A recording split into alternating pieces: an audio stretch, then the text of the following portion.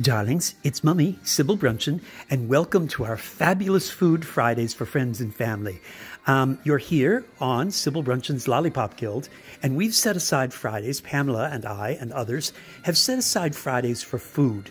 You could also do fashion, you could do film, you could do funny cat videos, you can do anything you like, but we wanted to set aside one day where it would be about food, and not just your photographs and your recipes and grandma's recipes, but also your failures, funny stories, things that that fell apart, flim-flam recipes that were guaranteed by Betty Crocker or Pillsbury or even Julia Child that didn't work out, and you did them 10 times and you were doing them right. Anyway, darlings, Mummy is cooking, and if you see this video, this tourette, I should say, it means that, excuse me, some things were successful, and maybe not. What you're looking at here they look like little muffins. Well, what they are is actually mini meatloaves. And what I did was I took a muffin pan and I totally experimented.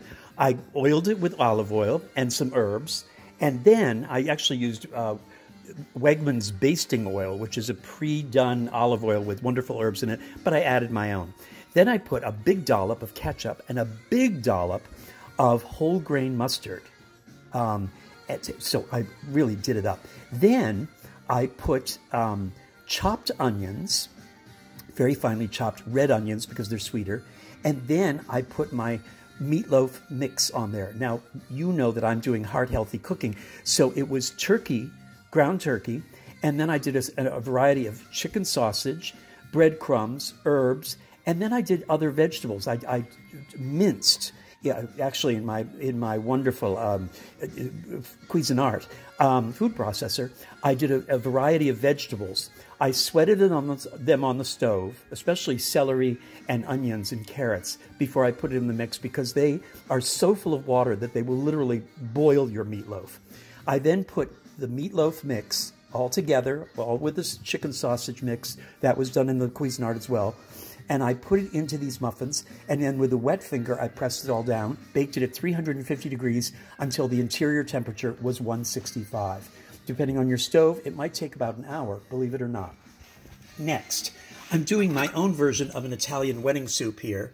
It's got sausage in it, which I've already sauteed, and it's got everything you could imagine. Homemade chicken stock, my tomato sauce was mixed in there. This is kitchen sink cooking here, folks. This is kitchen sink cooking. I'm using up leftovers. I'm using up those 3 teaspoons of wonderful sauce that you had, the tablespoon of this, the small Chinese food container of whatever, and I've mixed it in. There's all sorts of things in there. There's sweet potatoes and summer squash, and there's everything but Brussels sprouts. Brussels sprouts, I think, take over everything, but just about anything else. Asparagus can take over everything too, but everything short of that. In this pan, I am sauteing mixed vegetables. You can see red onions, celery with the stalks and with the leaves, carrots, I sauteed all of that, lots of garlic chopped up, and I added, darlings, cushion your garlic. Don't put the garlic in the beginning, put it at the end. I did the carrots first, and I actually sauteed the sausages in this pan, threw them in the soup, and then with the fat from the sausages, I did the carrots. Then I added the celery and onions, and then last the garlic. This is all going to go into that soup pot. So that's going to be a heavy vegetable soup with all sorts of incredible vegetables and add-ons and everything. I might even put some pasta in there, maybe some whole grain rotini or something. What's in the oven? Well, what's in the oven after these came out is 2 meatloaves. Again, the same meatloaf mix, there it is. And then I topped it with ketchup and mustard and brown sugar and then chopped onions. So that's what's there, and that temperature has to be 165, and it isn't quite yet, okay, inside. Everything's being baked at 350, but it takes a while for those meatloaves to get up to 165, and we want to be safe, don't we? All right, so anyway, that's it. Mummy's been baking up a storm, and I'll let you know how my Hamantaschen turn out. Yes, Purim is over, but Mummy is going to make Hamantaschen. I think tonight, once I get all of this cleaned up and put away, I might actually try and do Hamantaschen. Are Mummy's hands busy? Yes, they are. Hi, folks. How are you?